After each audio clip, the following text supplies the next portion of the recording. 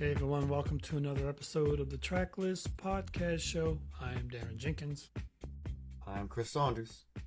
and today it's a light day. We're doing some light movie watching and doing the 1986 film Platoon, directed by Oliver Stone, starring. I mean, there's so many people in this movie, so I'm just gonna.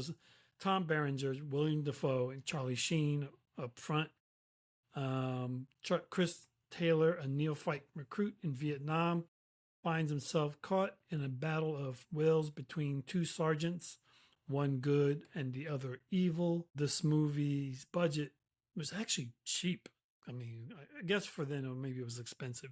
$6 million, and it ended up grossing 138 million domestically and $138 million worldwide.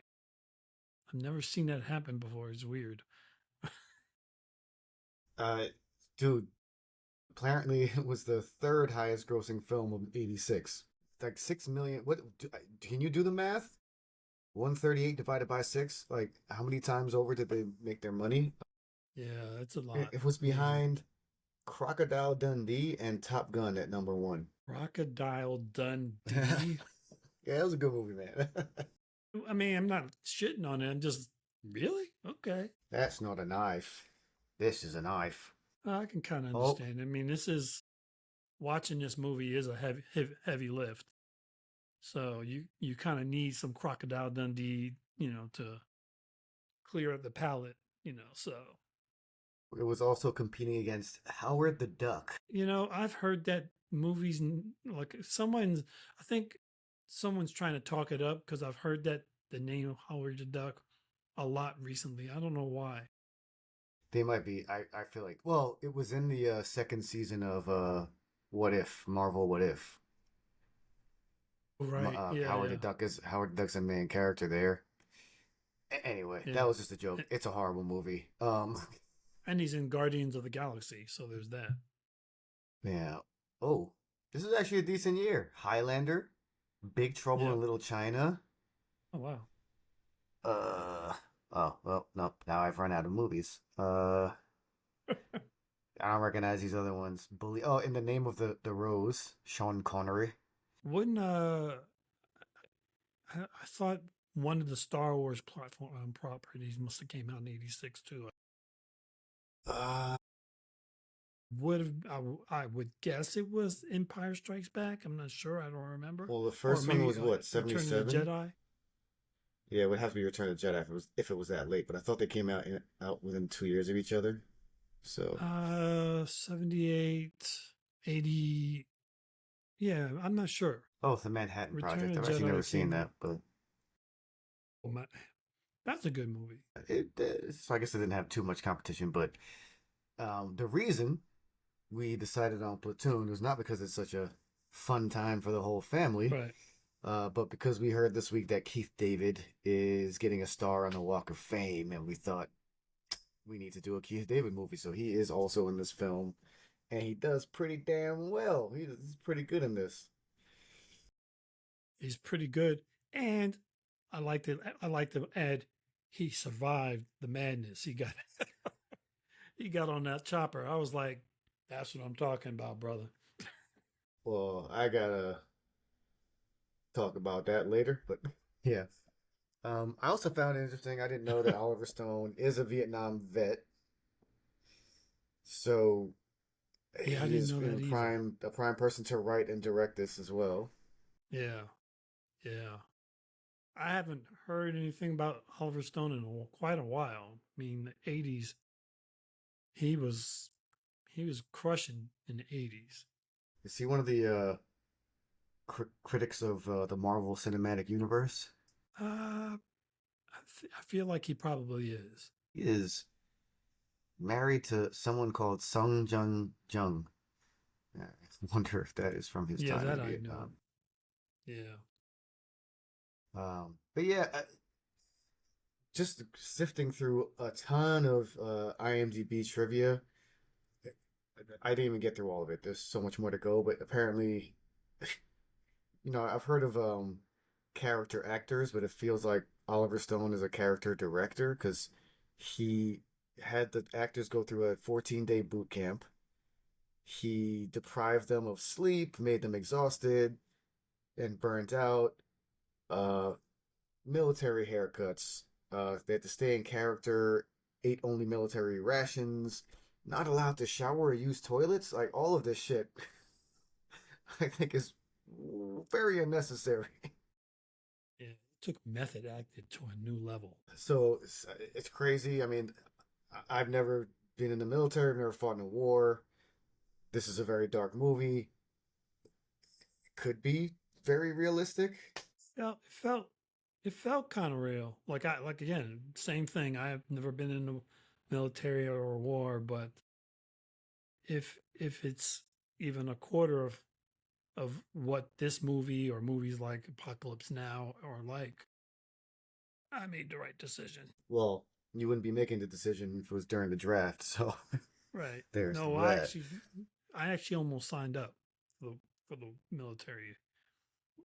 So, the only thing that stopped me from going is that when I went to sign up, I didn't bring my diploma with me.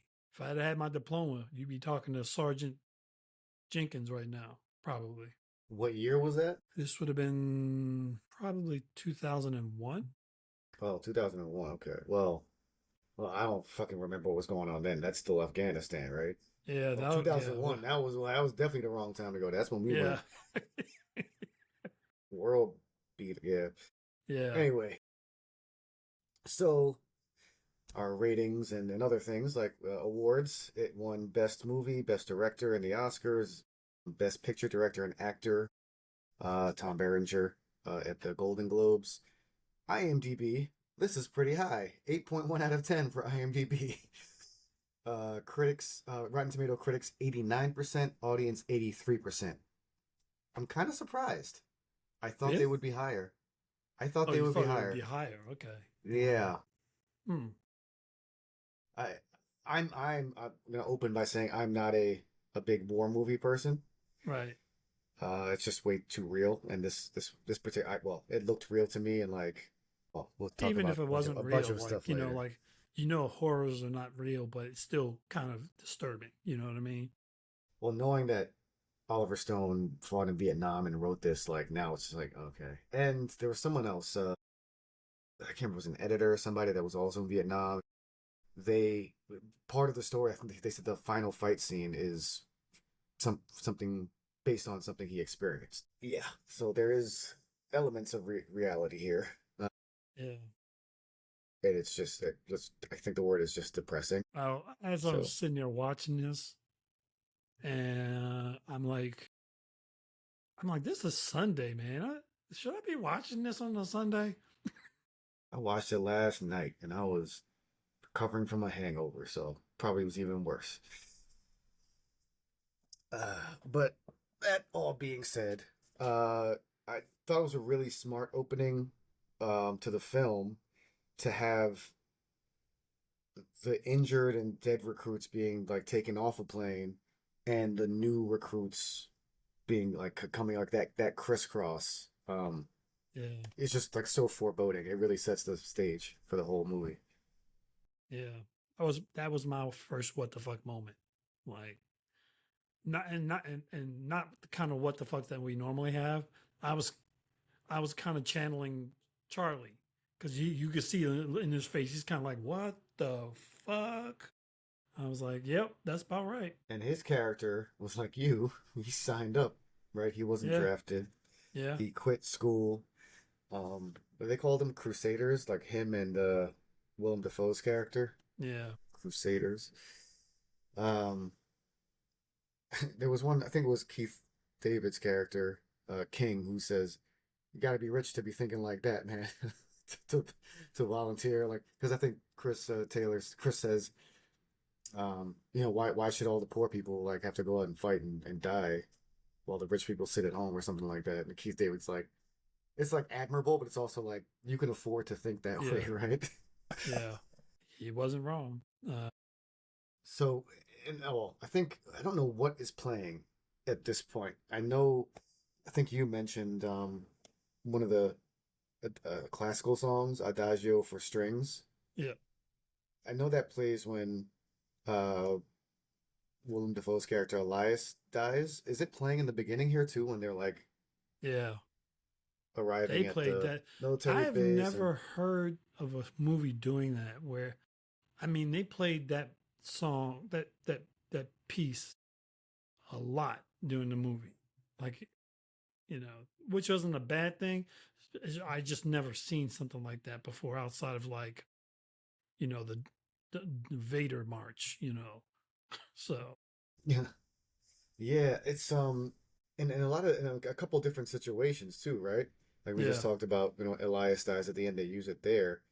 But also when they're just like walking through, well, right before they start walking through the woods, the jungle in Cambodia on their way to Vietnam, they have it playing. So it's like pretty peaceful. And then when they're walking through the jungle, they had this beautiful shot of like straight up of the sun coming through the trees, and it's just, like feels so peaceful, and it's just like this calm before the storm they really set up. Yeah. And I think the music is kind of, art and creativity is probably some of the most beautiful things that humans can do. And you're using it in the setting of probably one of the ugliest things we can do, which is war. So the juxtaposition, right? We talk about the use of music all the time.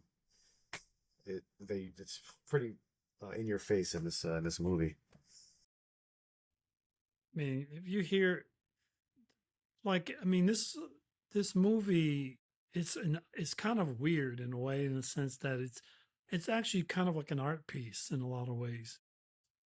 As I was watching it, I'm like, if it wasn't for all the death and destruction, this is like visually, this is a very engaging film. Yes, but how he did it, really, like you said, kind of really is almost like a study in psychology of how he used camera angles and lighting and even the set design to kind of portray. Like they said something. There was a quote, one of the quotes that I wrote down, which was, um, they're like, one of the things that died during war. The first thing that dies during war is innocence. And I'm just like, damn, that's, I never really thought about that.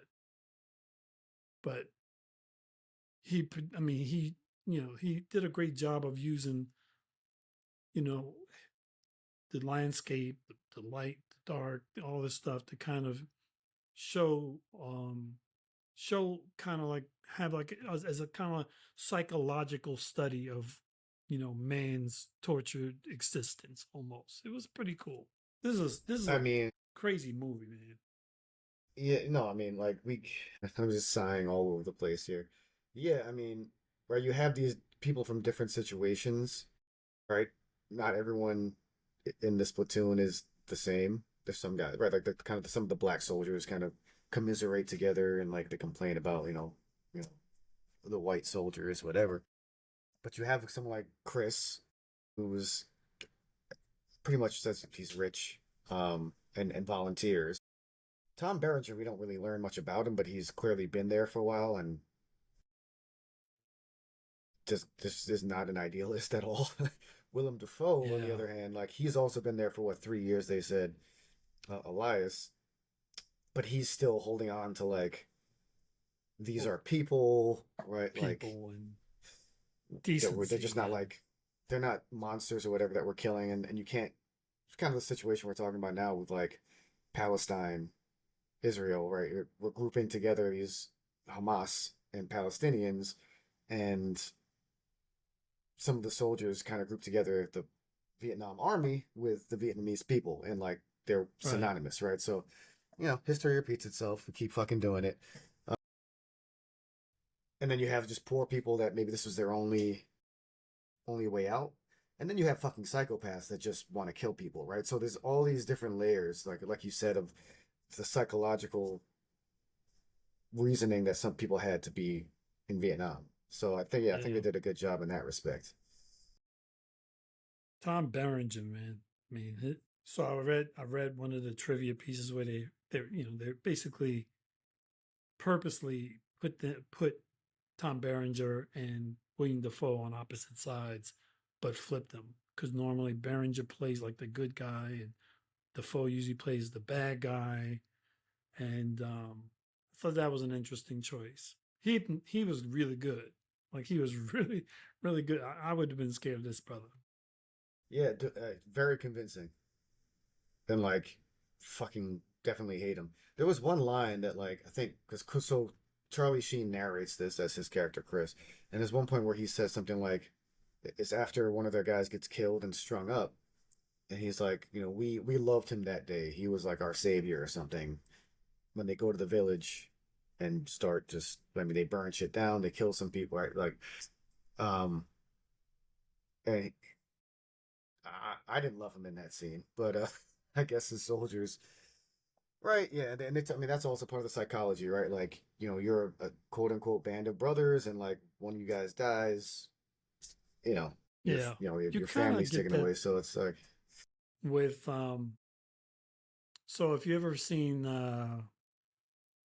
Saving Private Ryan, Tom Hanks plays this guy who is kind of like the polar opposite of Tom Berenger. Tom Berenger is kind of like he's lost all reasoning, and his his his um his men follow him simply because he has not been killed yet. They're like, have you seen him? They try to keep killing him and then he won't die, so we should follow him. Whereas Tom Hanks' character in Saving Private Ryan leads his men by like because he's honorable, because he's about getting the job done within the best, but not losing men. Tom Berenger did not care whether he's losing men or not. It's about getting the job done and killing a few people along the way. yeah, I actually need to probably rewatch Saving Private Ryan, but that's almost 3 hours, and this film was two. So that's Yeah, one thing I'll say yeah. about this one is they kept that story tight. I was I will glad say, I checked to see how long it was. yeah, I thought it might be longer, but well done, Oliver Stone. I'll tell you one thing. I definitely marked that gardener dude for death once he pulled out a picture of his girl back home. Oh yeah, All right. Oh yeah, he's gonna die. He did. He died yeah. like the Him, next scene. yeah. I mean, you knew he was going. He put on the Star Trek red shirt. They had him pegged up. Mhm. And I did write down a question, right? So we asked you. Mm. So this is definitely focuses on Charlie Sheen's character Chris. Right, he's narrating from the beginning. We follow him. In the beginning, and he's there in the end. Um, and it was confusing to me when so we see him like learning the ropes, right? Because you have your boot camp and you have your training, but like you're not really gonna know what it's like until you're there. Yep. So they did a good job of showing that and how he's like kind of green when he gets there. And one of the first scenes they show is him when they're what is it? They call it ambush or they're scouting for ambush or something like that. Yeah. And he wakes up the one dude to take up his shift so he can sleep, and the guy like immediately goes back to sleep. And I wrote down a question: is like, was it Chris that fell asleep while the Vietnam soldiers were coming, or was it the other guy? It Because was the the other other guy was like, guy. he fell asleep, he fell. Yeah. Later on, I guess we find out, but damn, Yeah. And that's then fucked the other up. guy threw him under the bus.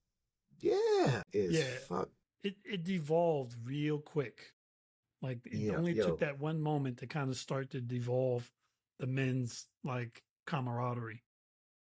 that was Junior, right? That was the guy. Yeah. Junior had a whole bunch of problems the whole movie. He tried to tried to hurt himself so he didn't have to go home. And they were like, nope, that's not gonna work. So put your boots back Well, on, brother. that was my other question. What did he do? He said if I catch you spraying bug repellent on your feet again. It wasn't. It was like some kind of spray, I guess. That if you can't, you can overuse it. There's such thing as overuse.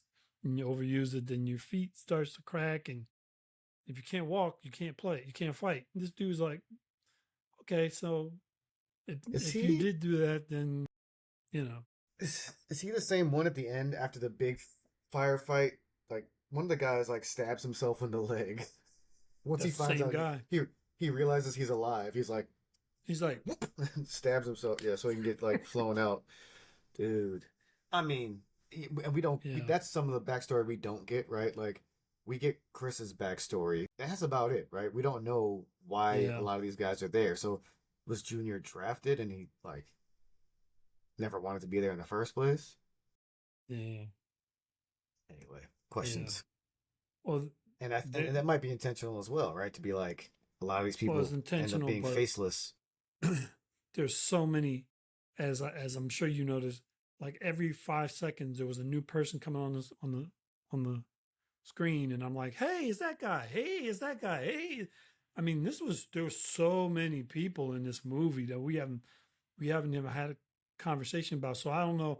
Maybe it was because there was just too many people for them to have to keep a backstory on. We need to. I'm just IMDbing Johnny Depp right now because Johnny Depp Yeah, I is in was this like, movie, Johnny. and I completely forgot that he was even in this. And I'm trying to figure out because it's not a big part. Right. He has a No, part it's where not. he's translating Vietnamese.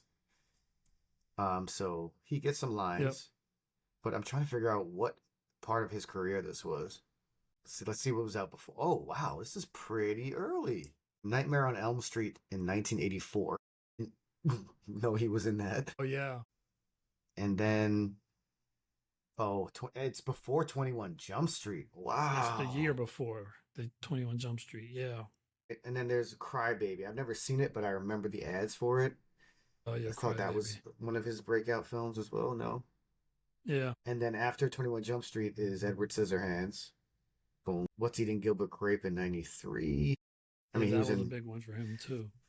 Into the Great Wide Open, Tom Petty and the Heartbreakers music video. Oh my God. Right. Ed Wood, Don Juan DeMarco, 90, both 94. So yeah, this was early. Wow. That's crazy. Yeah. So that explains his relatively short screen time. Yeah. Well, we mentioned Gardner being marked for death, and we've spoken about Tom Berenger, Sergeant Barnes. It, I was like, because when Gardner dies and Barnes comes over, he's like, "Y'all take a look at this lump of shit." I was like, Jesus, Damn, dude. the dude body ain't even cold, and you talking shit about him, man. Like that definitely set the tone for his character. I think that Yeah. specific point in time. Yeah.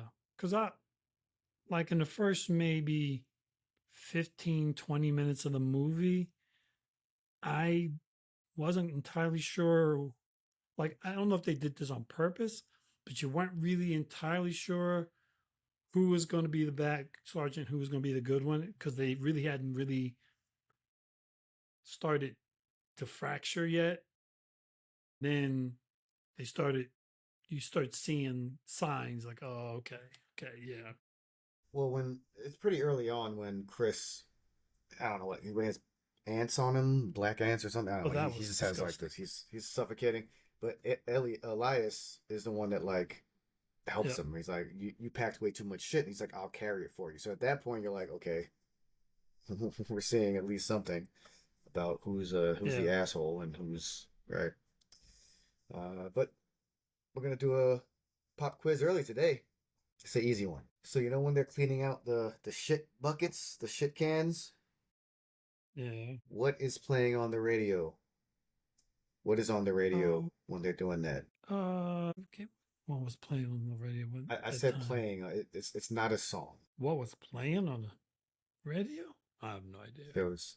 Oh come on! There's a movie named after it that I think came out the year after. No, that is the movie we are talking about. Oh, my bad. Good, Good Morning Vietnam. The actual radio show. They had a Oh, clip of the actual radio show that movie was based on. Oh, the one with Robin Williams, which is actually a movie we should do. It has a really good soundtrack. Be not as heavy as this one, maybe. No, it's actually pretty. Except for like maybe No. 2 scenes, it's pretty easy. We might have to do an animated movie after this one. Yeah. But I actually, so that same scene, they have him like cleaning out the ship buckets, having a conversation, but then they go to like sunset. I feel like they stole this scene from Raiders of the Lost Ark. Which right? scene It is shows this? them kind of on. Oh, It kind of shows them on the hill with the sunset in the background, and sunset. the guys are kind of working, just like Raiders of the Lost Ark when they're digging for the secret, I don't know, tomb or whatever it is. It's eerily similar. Okay, maybe. Raiders was, I mean, look up. I'm sure you can look up Google like the pictures of both those scenes, and Raiders was in 81. Raiders came out. Yeah, So- came out 5 years before. Just saying. I don't know. Maybe he stole something. It was a beautiful scene. It was the first time it was done. Yeah. Don't make Oliver Stone mad at you. What is he, like 80? I tell you, right now we have to return to one of our newer segments. Nope. The scene when they're in the underground smoking weed, and Elias says, "Put your mouth on the end of this," and holds a shotgun to Chris's mouth, and then he blows the weed smoke through the barrel. And no, on so many levels, no. No other man is going to tell me to put my mouth on anything, first of all. And he did. He complies so easily. He didn't like go. Yeah, he what? did. What's that? He was just like, okay. He didn't think there was a bullet in there. Like, yeah, there was no questions asked. I don't know why. Anyway. Yeah. And I also don't think I would be like drinking, let alone smoking at all, if I was in the middle of a war zone. I'd just get as much sleep as I fucking could. And just be ready to fucking go. I know you need to unwind and shit, but I just, well, like I said, I've never been there, so I don't know a fucking thing about it. No, I mean, you don't need to be in war to know that it would help to be alert. So I'm not losing track of where we are, honestly, in this movie, but like we don't usually go chronologically, but you get that, like I said, the progression of Chris's character and like learning the ropes, right? He has King to like kind of bring him into the weed heads, as they call them, to at least have like a community within the platoon. Because there's the weed heads, there's the guys that like more drinking or like just playing cards. And I guess that helps him, right, find his place and then be able to focus on learning what he needs to survive, essentially. Gotta have somebody. It's kind of like going to prison. Which you have a lot of experience in as well. Oh, but I've seen enough movies to know that first thing you do is find somebody that has your back. I thought you'd take out the biggest dude. Yeah, I don't think I see him taking out Tom Berenger. Nah, he tried. It didn't work. Later on. Yeah. But like so we talked about this as a 2-hour film. Like this could easily have been much longer. And I thought they did really well just to tell the story, have it at a decent pace. Because it doesn't feel rushed, Chris's progression, and it doesn't feel right because he's like thrown into so many things so quickly, which is like, right, you can't control, you can't be like crawl before you walk when you're dropped into a war zone. It's just like, yeah, right. So they show him, getting blamed for falling asleep when the Vietnam at night, the Vietnamese army came and attacked them. That's probably a learning experience in itself. Like, don't trust this fucking guy. And and he had to figure out how much quicker he had to react. Right? He was slow to react in that scene, right? He was trying to decide, do I grab the chargers? Do I get my gun? Like all that stuff. And then the scene where I can't remember the guy's name, but that's when the guy gets killed and strung up, and then they go to the village and like essentially seeking revenge. Right. I hate this scene. That's my what the fuck moment is this scene. Yeah, that was not his Manny. That was Manny. So That that was hard to yeah, watch. just like the. So they're saying who's the character? Oh, Bunny, Kevin Dillon's character, Bunny. Yep. So, well, one like you, that was a good psychological thing they threw in there is when Charlie Sheen is telling him to get out of the hole, and he's not getting out of the hole, and then he gets It's like, like what are you waiting his. for? There's a whole nother reality thing in that was crazy as well. But like Yeah. they yeah their brother in arms was just killed, and like they're finding like weapons here, and like people are hiding, and they show the psychology of like fear, right? I think this is a big part of this film was just fear and what that does to people, and how different people react. And like Charlie Sheen has that moment, and he starts shooting at the guy's feet. The guy's got one leg. I don't know if he was supposed to be deaf in this, but like I saw IMDb trivia that said the woman next to him was saying in Vietnamese he's deaf and like has mental issues or something like that. So the guy, they also found that person off the streets of the Philippines where this was shot, and I think it was actually like Kevin Dillon's character is fucked up in this, Yeah. but Kevin Dillon himself was like worried that the guy didn't know what was going on and like felt really bad for the person they were using, Yeah. and I honestly feel like he might not have known what was going on if you look at his face in this scene. It's kind of scary. And then they have the very graphic thing of Bunny using the gun, or was it the gun butt to smash his face? Yeah.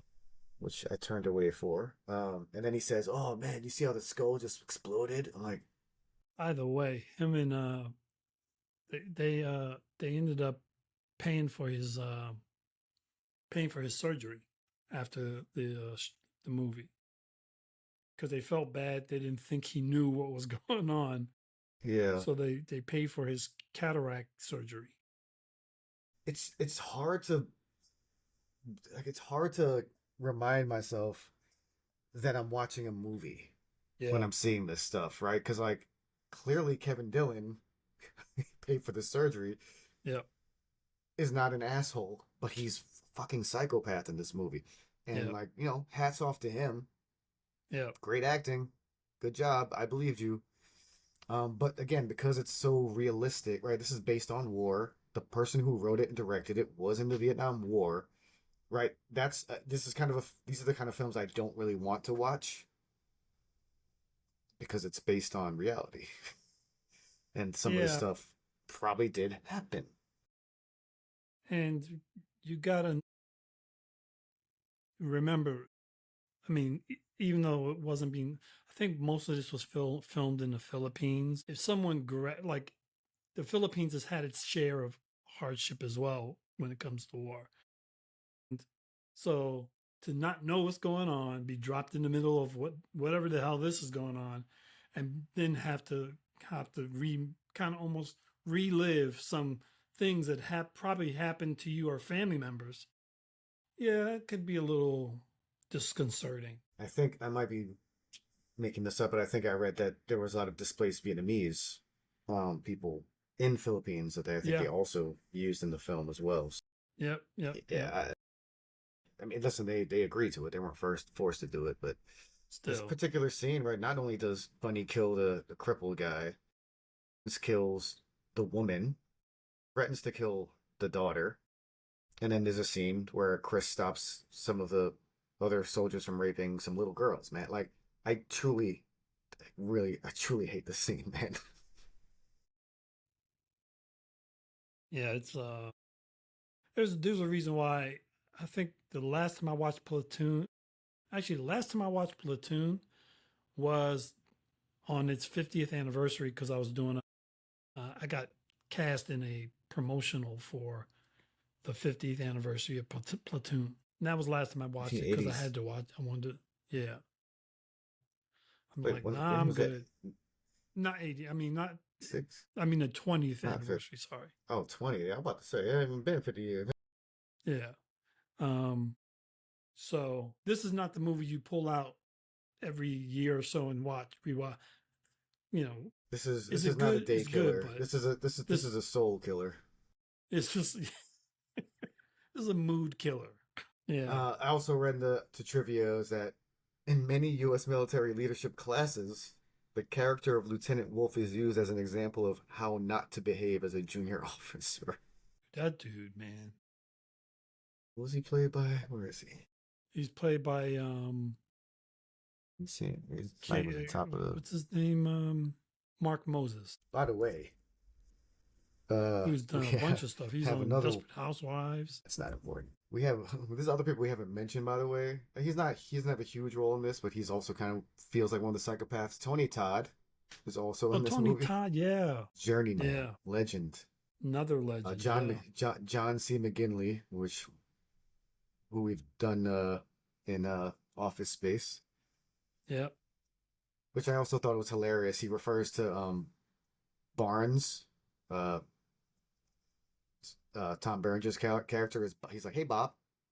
I found it funny because that's his character in Office Space. He's one of the Bobs. Oh, that's right. Yeah. I did not find that in trivia. Isn't he? It wasn't McGinley in one of your favorite shows, Scrubs? Oh yeah. He's amazing, Dr. Cox. He is amazing in that show. He's so good. Yeah, but of course, now every time I watch a movie with him in it, that's all I'm picturing is Dr. Cox. So it was hard for me to take him seriously. And he had that weird accent in this one. Hey, Bob. Yeah. Like, very almost comedic. I felt bad for him at the end, though. I really felt bad for him at the end. He should have taken a page out of that black dude's pants and hurt himself. Because he's like, injured hey, himself. How you doing? Yeah. I'm fine. Good, because you've got Company B. He's like, God damn it. Forrest Whitaker's in why this would you movie. Say you're fine? Yeah, I would have been we haven't even mentioned Forrest Whitaker. I got stabbed in the crotch, something. I definitely wouldn't be smiling after that big ass firefight. I'd be like, head in hands. I'm like, just trying to recover, bro. Yeah. Forrest Whitaker, Big Harold. Yep. I mean, we've done him as well. Ghost Dog. What else? We've done other movies with him. I've been watching the second season of Andor. And he just finished it. Pops up in that. He pops up in that a few times. Saul Guerrero. Yeah, so this cast is pretty loaded. I don't know how it was only $6 million. Yeah, I was trying to $6 million went a long way in 1986. Even like some of the smaller actors like Richard Edson, who we've seen in a number of things before, and it was a good cast. Even Francisco Quinn, who I was like, damn, I remember him and stuff. What do I remember him and stuff from? Yeah, man, that's gonna kill me. I can't believe you just asked that question. I think I've seen him on TV. He was really good in this. Oh, Transformers: Dark of the Moon, Quantum of Solace. Video game. He was in NCIS. He's been a CSI Miami. In NCIS. 24. Yeah. That's where I know him from. I know him from 24. That's where. He plays. I was like, I know that face from somewhere. Terrorist in that one. Yep, that's it. Okay, I'm glad we figured that out. Whew, a lot of good actors. Big relief. Kudos to the casting director for this movie, man. They did a great job. Well, I found some casting trivia, but I'm gonna save that for the final questions. Oh, I can't wait. See how you feel. Can't wait. But man, Elias, definitely my favorite character. Willem Dafoe is usually great. You said he's usually a bad guy, but do you remember Boondock Saints? Yeah, of course. He's a good guy in that. That was old. When did that come out, in the 90s? I think so, yeah. Yeah. But yeah, he's the best character in this to me. Charlie Sheen does a good job. Like when Sergeant Barnes holds the gun to the little girl's head, right? He has that moment, kind of subtle, but not really subtle. I hesitate to call it subtlety, but where he's he wants to say something and tell him to stop, but he holds it in. I really like that scene. Yeah. Because it's he wants to say something, but he's conflicted. Because he does want revenge like everyone else, but he also doesn't want to overstep his rank, right? So I thought that was a really good scene. He did well there. Charlie Sheen this reminded me of how good of an actor Charlie Sheen was once. Like, I mean, remember he was in Wall Street, which obviously he was in Ferris Bueller's, but it was a small role. Was he in He's in Ferris Red Bueller? Dawn. He was in Ferris Bueller, yeah. He was in the police station at the end of the movie where his Ferris's sister Right. Yeah. tongues down. Hot Shots? Hot Shots, Major League. Major League. But like those are, mostly comedies. Wall Street I'd have to watch again. I don't really remember. Wall Street, he was very good in Wall Street. So yeah. He does have a ceiling to me though, right? Like he's never to me gonna be like a award-winning actor, but solid, serviceable. Much better than me. He's won a few awards, but mostly for TV. Mm-hmm. 2.5 Men. Yeah, pretty much. But then just more what the fuck moments. I mean, the whole movie's a what the fuck. War is a what the fuck moment. Okay. I was gonna say this whole movie's a what the fuck moment, dude. But in particular, we're gonna break it down when fucking Barnes just shoots his own fucking soldier when he shoots Elias. I didn't think. Well, okay, hold on for a second. I didn't understand. The only thing I didn't understand about that moment, why was Elias smiling? Like, I thought they didn't like each other. Well, at the end of the day, I guess he's like, we're on the same team. We've both been killing a bunch of Northern Vietnamese soldiers. It's great. He's relieved to see him. So I kind of get it. I don't know why you're smiling. Yeah. You're in the middle of fucking war zone. Don't smile. But yeah, I can see where it was like relief. Yeah. You just don't think of situations like that, right? We're here to fight someone else, but now we're fighting, like, killing each other. It's crazy to me.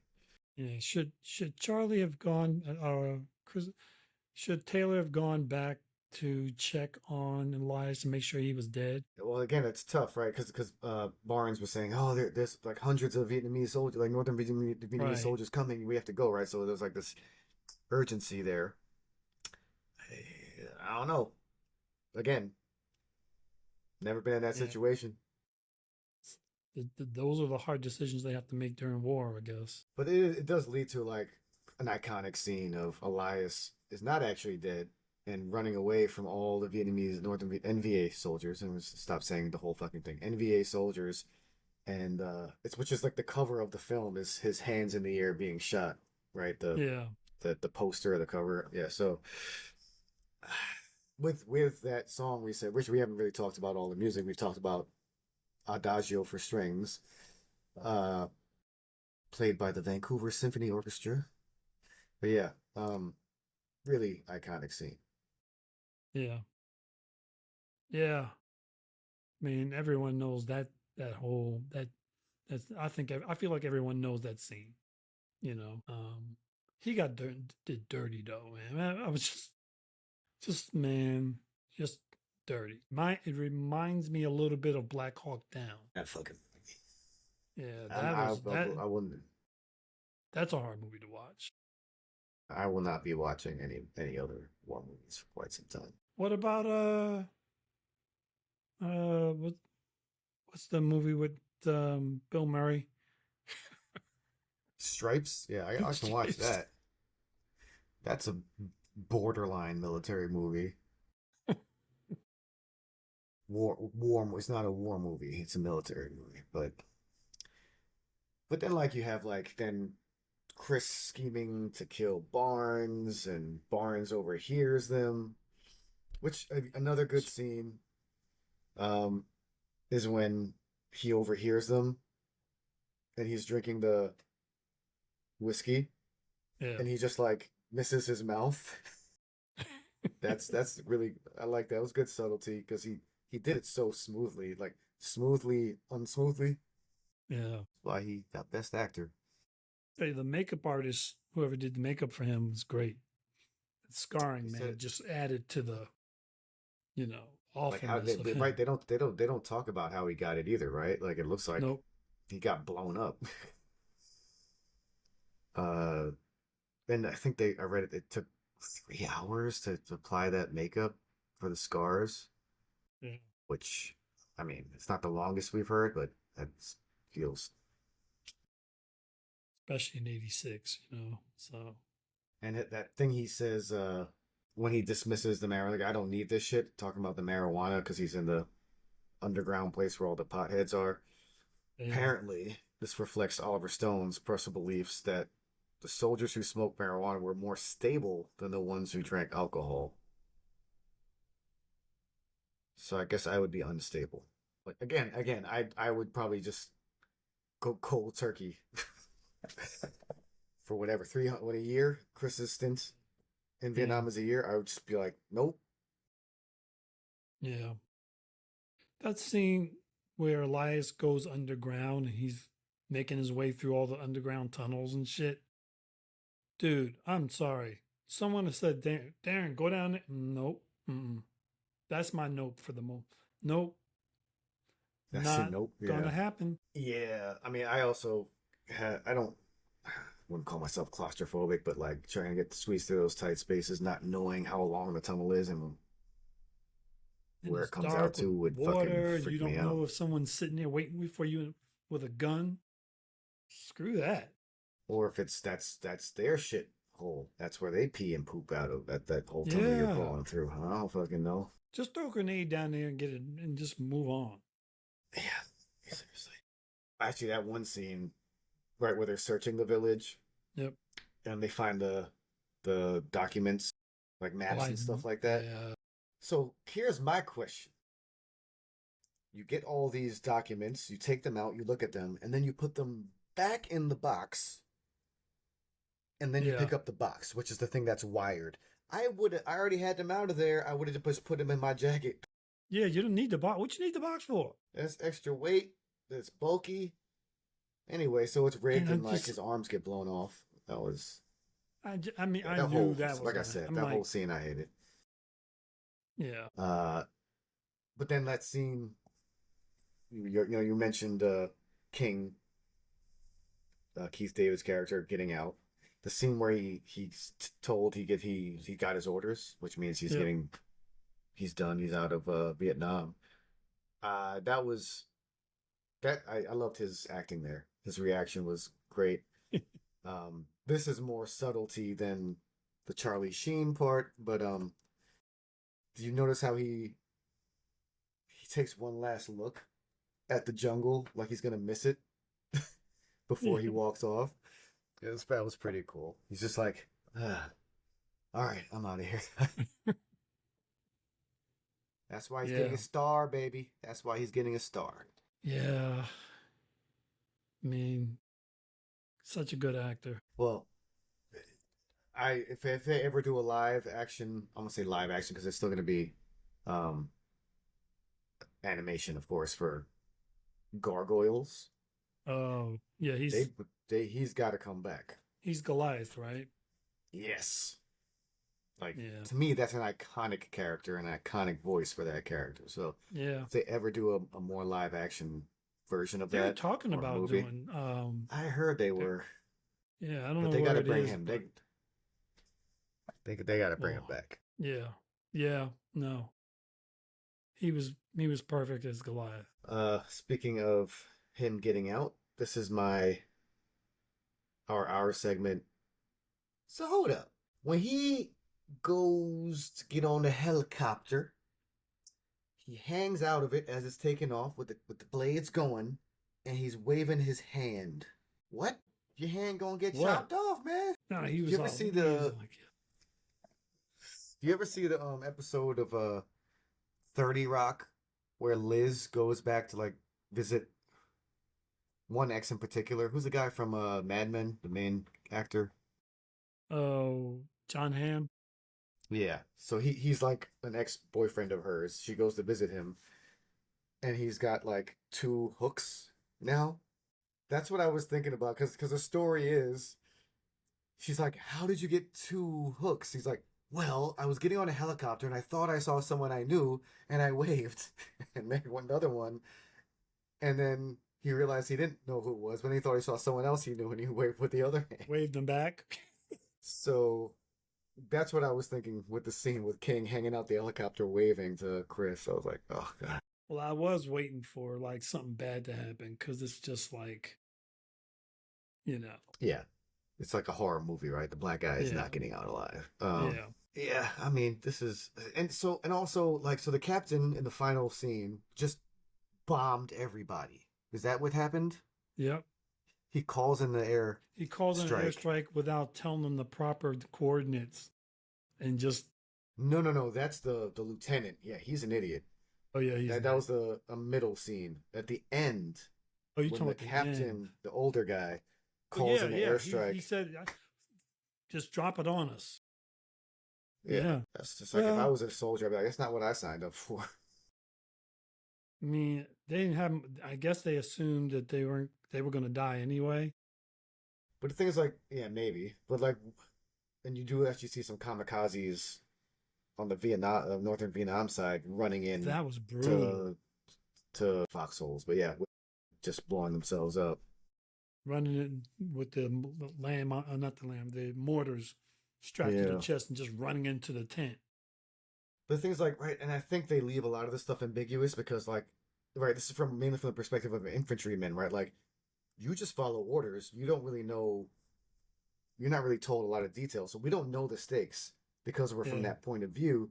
So I guess it's like, is this a important place where they have to hold the NVA soldiers? Yeah. I guess we have to assume because, like, what's to hurt if you just got out of there? Are they I don't taking know. over important Well, territory? So he says that when they said we're going to pull out, he goes, "You're going to pull out and go where? There's nowhere to go. They're all around us." So I don't think they had much of a choice. They had no helicopters to come down and just pull the guys out, extract them.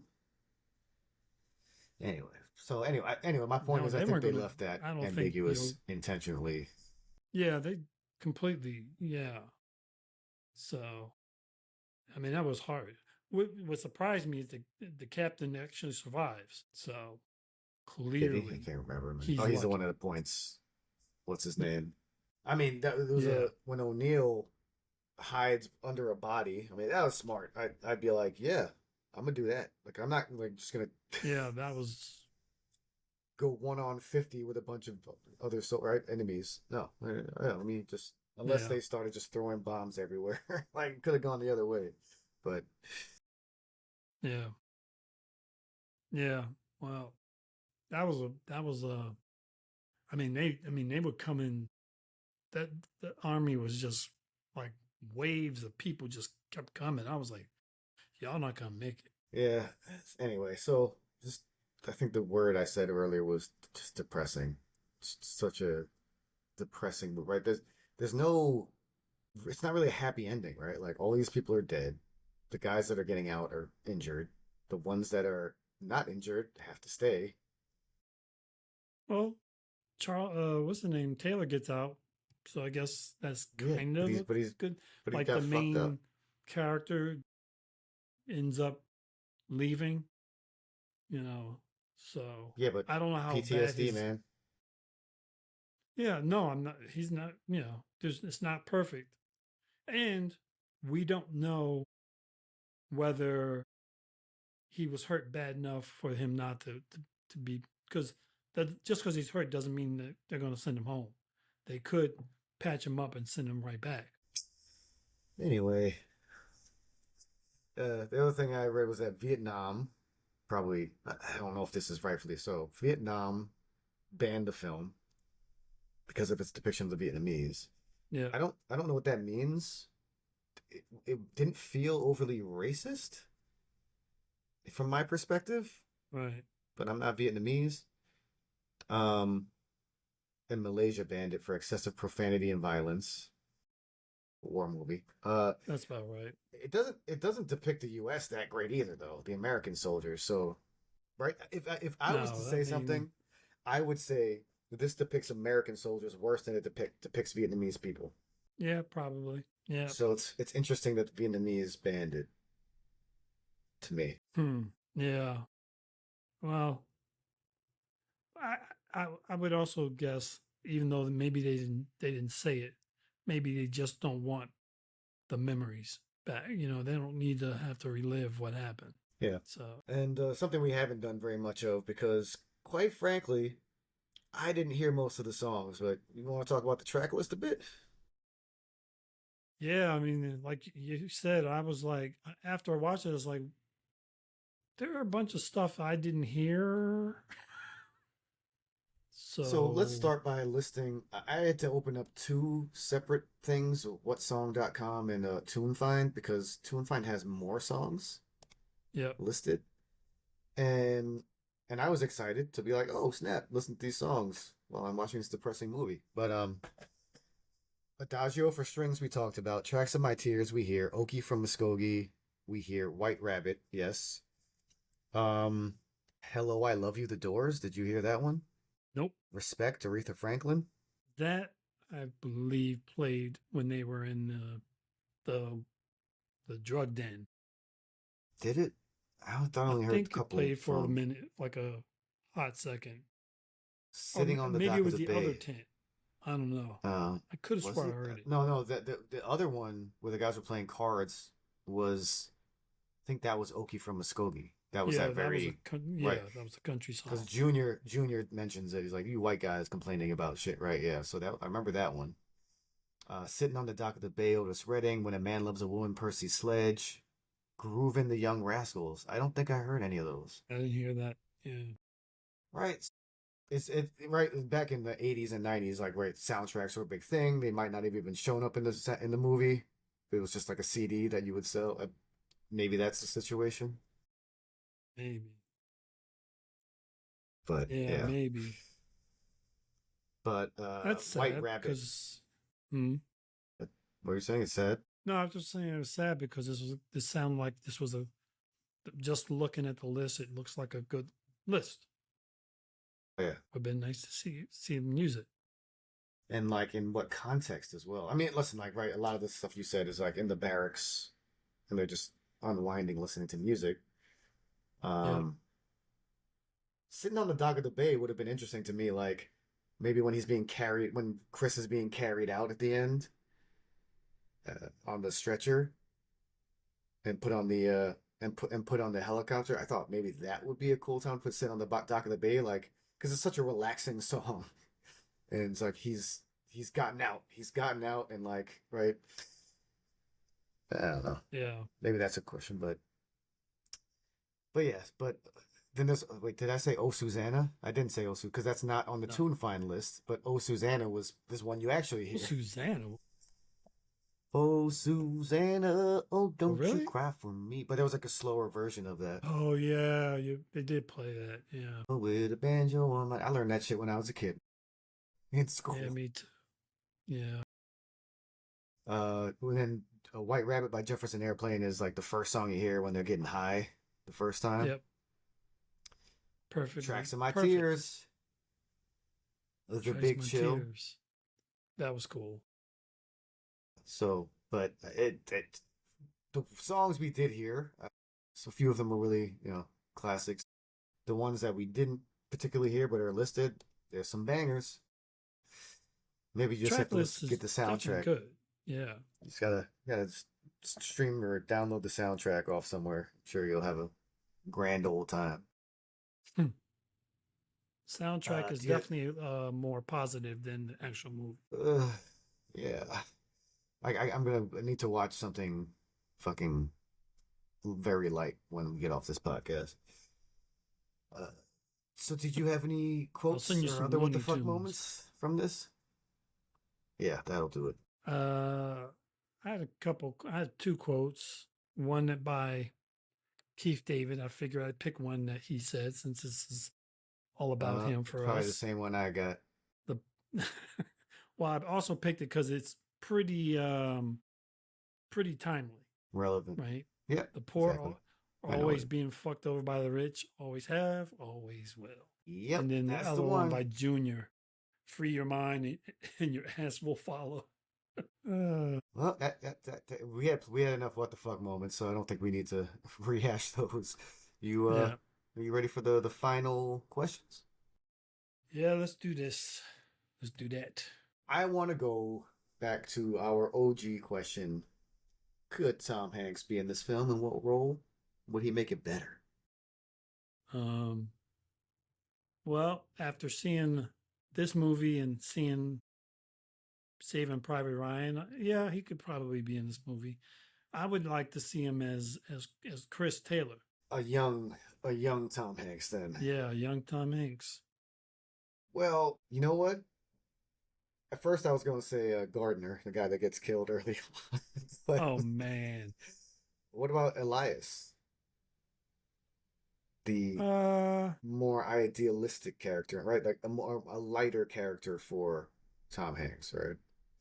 yeah, I could see a 20 something year old, 28-year-old Tom Hanks in this role. Maybe, yeah.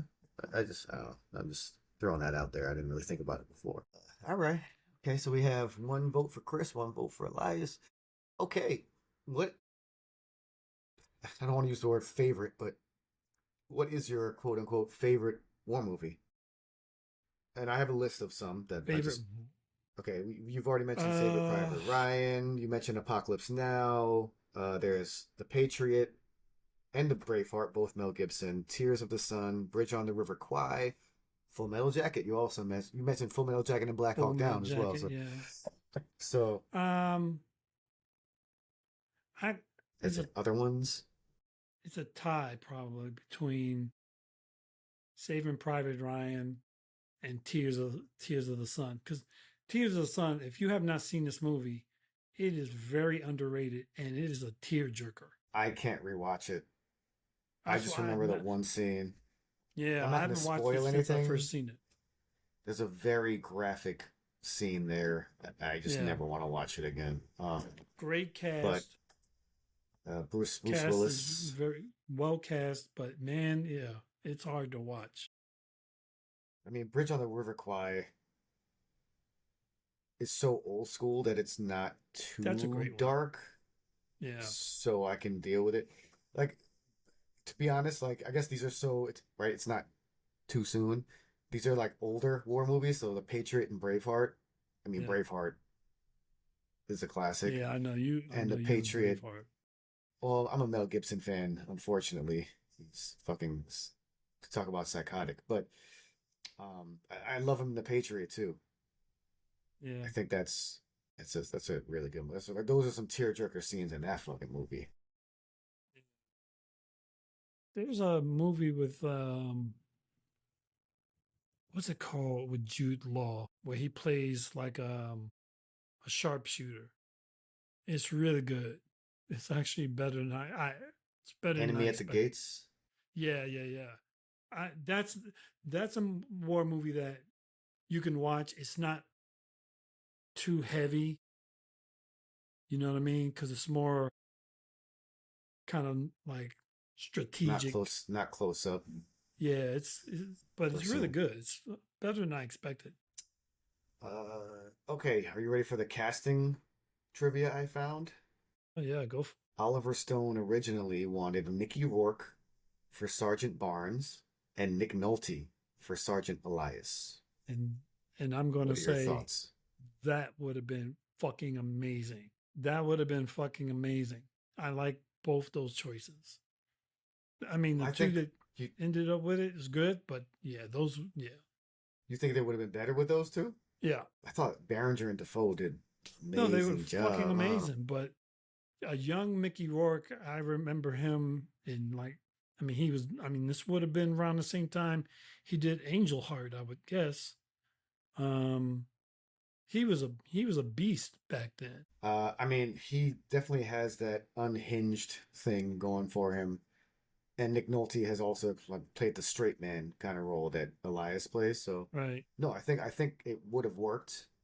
Um, there's always that situation we ask this question and we're like, yeah, but these guys did a great job, so it's kind of hard to Yeah. detach them from Yeah. this film, right? Okay. Yeah, no, But no. I think they would have done good as well. I think what makes Berenger and what's his face Defoe.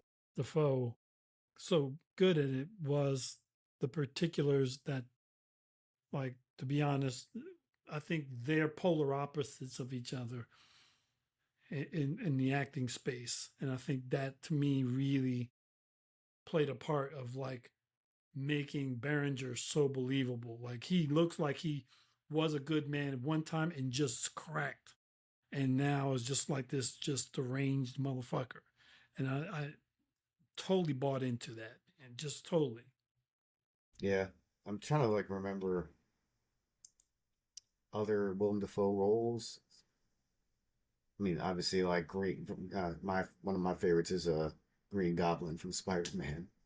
Actually, I haven't seen The Lighthouse yet. I'm kind of interested in seeing that. Lighthouse. Oh, I Poor haven't seen that Things. either. He is kind of a bad guy in Poor Things, huh? Yeah. Um he was Justice good in League. Born on the 4th of July. He was good in He plays a good guy in Aquaman. plays a good guy in Aquaman, yeah. Well, Murder on the Orient Express. Hey, oh, he's versatile, man. He's not Good in always a Clear and bad Present guy. Danger. John Wick, he's a good guy, technically. John Wick, yeah. Clear and Present Danger. Oh, yeah, man. Willem Dafoe, legend. Yep. Okay.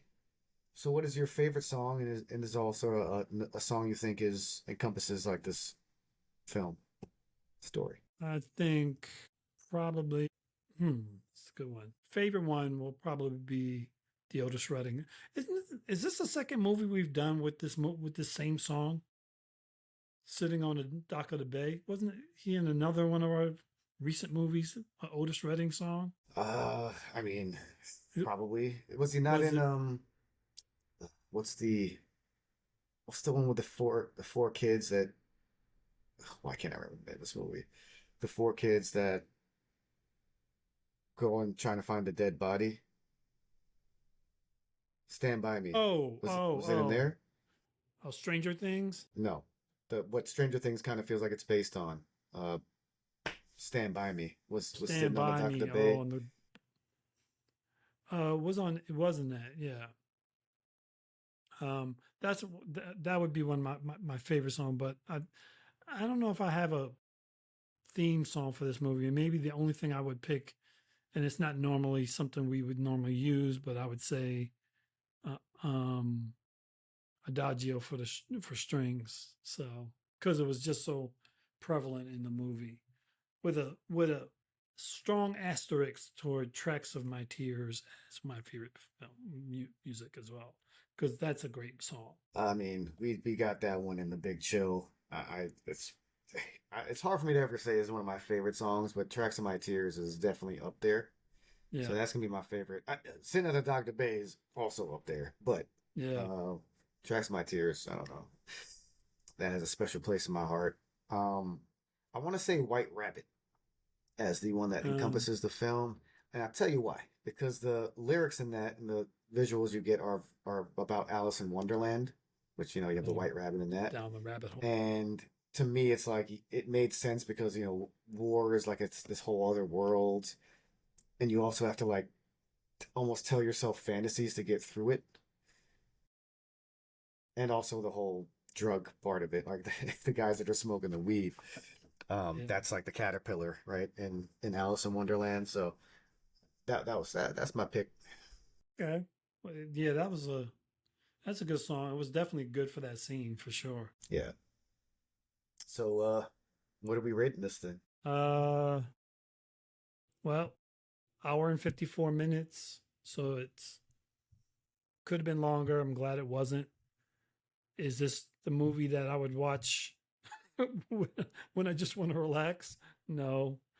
I would recommend seeing this and then never watching it again if you can help it. Because it is good. Like there are a lot of good performances in this movie. If you're a movie fan, I think this is a good movie for you to watch if you just want to see a bunch of good performances. But it is a hard movie to watch. I would not recommend watching this with kids, obviously. So I'll say this is a 7.5. Interesting.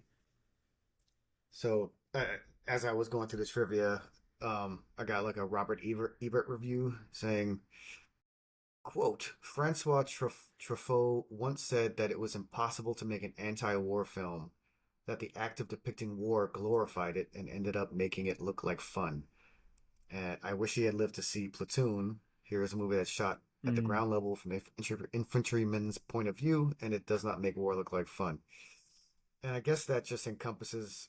I'm tempted to give this movie a 10 because it does what it's Whoa! supposed to do. I'm not going to. I can't even explain why. It does what it's supposed to do. Right, Right? right, As hard as certain scenes are to watch, most of it is hard to watch. It it communicates what it was trying to communicate. right. It So, does what it was meant to do. Yeah, sure. um, Especially coming from an ex-vet, you know what I mean? So, yeah. So I landed at 8, and I don't think I have a reason for that. Maybe just because it's hard for me to watch. That's just from my personal point of view. I'm sure sure. there's plenty of other people that really love this film. That's why I Oh, was yeah. surprised that 80, 89, 83% from, uh, was it 89 Rotten Tomatoes? Yeah, 89, Yeah, I think 83% so. Rotten Tomatoes. I was surprised about that. I thought it would be more like 89 and then like 95 or something. So, Right. um, but yeah, watch it once. It's a must see, Yeah, but definitely is a must-see. definitely don't need to watch it again unless you're a glutton for punishment. Yeah, that, you know, every now and there are movies that are really good, but they come with a big asterisk, and that asterisk is you can only do it once. So, and they're not usually. I think most of those probably fall into the Oscar level films. There are a lot of films that get nominated for Oscars that are really good, but like remember the movie we did, Saltburn? Mm. I will never watch Saltburn again. Is it a good movie? Yes. Will I watch it again? Hell no. But if you do want to watch it again, we have friends who want to watch it every quarter, so we can connect you. Our guests on the show said they would watch it quite frequently. I don't know. Yeah, Again, yeah, we know why. yeah, there's a scene in that skews towards people that like seeing certain things. Yeah. You said it was a good movie, and like now I'm just trying to go back and see what I rated it. Oh. I gave it a 6.5, man. You gave it a 6. Oh. Well, I mean, it wasn't. When I say good, it's not bad. It's not terrible, but I would if you watch it like like there are like these art films and shit that like English Patient nominated for Oscar. Lots of people love it. I will never watch that movie again, ever. I would rather watch this movie again than watch English Patient. I haven't even seen English Patient, so Don't do it. anyway, Don't do what do you got coming up, man? it. I don't know. I mean, there's a lot of things on the horizon, and some things are up in the air, some things aren't. But what's not up in the air is that we're still doing the Creators Lounge on Wednesday nights. So if you're a creator of content, like podcaster or filmmaker or writer, come join us on Wednesday nights at on Zoom, and you can follow me on Instagram if you want to learn when and where to join us. What about yourself? I am just recovering from my show on Friday. Yeah, you've been performing a lot recently. Yeah, I had 3 performances in a week last week, topped off by a 2-hour show on Friday at Silvana. I think it went really well. Had a decent turnout. I think we played pretty solid. We had one guy, didn't know him, came up after. He's like, "You guys were great, man. You sounded so good." He says he's also a musician. He's like, "Did you pass around the tip bucket?" I was like, "No, you should do that." He's like, "I'll do it for you." I was like, "Thanks, man." Wow, He probably got us like a lot of extra tips from just nice. helping us out with that. So it was nice to be appreciated and helped out. But now going to England. Uh, Arrived July 25th, and then I'm performing with my family that night, and then come back to the States and perform at Shrine on August 15th at 7 o'clock. And I hope people in the city come out to that one. But then I'm back off again in the fall and have a show in Sydney at Gasoline Pony on October 1st from 7 to 10. So a 3 hour haul, that show.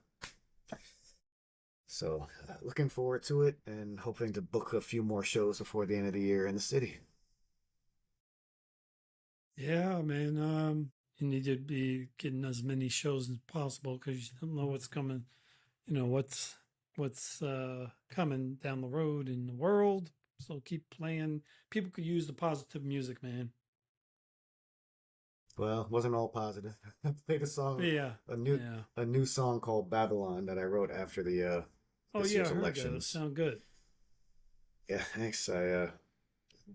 JT is really loving it. He wants to record it ASAP, so we'll get on that.